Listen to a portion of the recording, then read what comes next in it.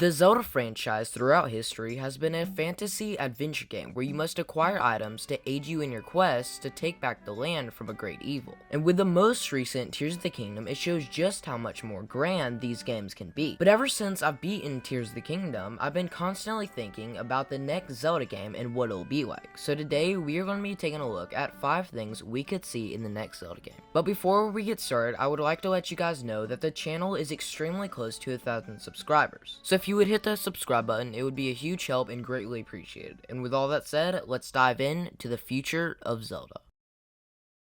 The vast land of Hyrule in Tears of the Kingdom is unlike anything we have ever seen in the series before. From the highest sky island to the deepest valley in the depths, you can explore it all. And with the building mechanic, it makes traversing the land so much more fun. There's no doubt that the developers wanted imagination to play a big part for when playing the game. But because of that, other elements of the game sort of get left out, which makes sense since there's only so much stuff you can pack into a game. So by focusing on stuff like creativity and exploration, you end up leaving out other stuff like combat and storytelling, which is fine. The path they chose for Tears of the Kingdom was excellent, but at the same time, I think me and a lot of other Zelda fans would love to see a more story-driven Zelda game. So let's go over some things that would be nice to see in the next Zelda game. Starting off with number 1, story.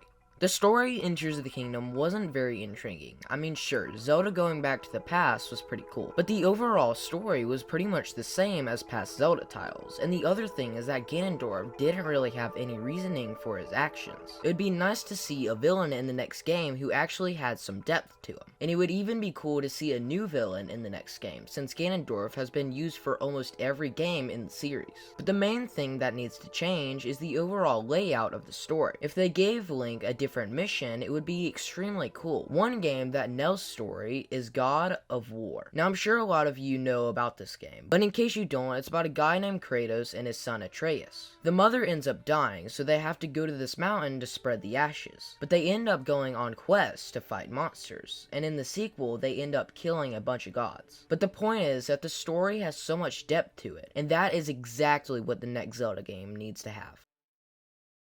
Number 2, combat.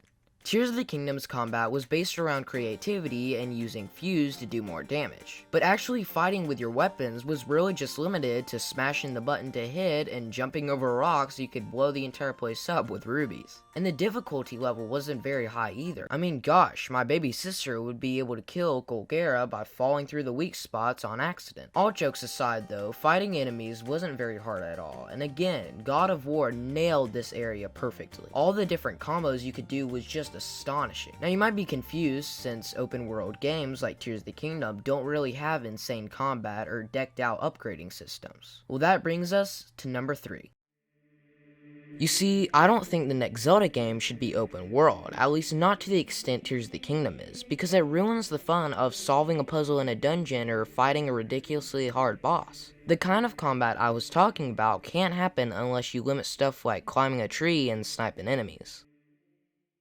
Number 4, give Link a voice. Now this might seem like a small thing, but it's important because without a voice, he becomes this blank slate with almost no emotion. Now I know the developer's intention is to make him like an avatar, for you to project yourself onto him. But to be honest, it makes the story not as good because people around you are having serious conversations, and when they tell Link something, he just nods like a doofus. And it's not just his voice, it's his height. I mean, honestly, I'm tired of walking around town as a flimsy little midget who can't talk. But let's forget that for a moment. The past adult versions of Link were at least men. Look at my thumbnail for how to get the frostbite armor. That frostbite armor does not look good. It's not just me, even other people are making fun of him.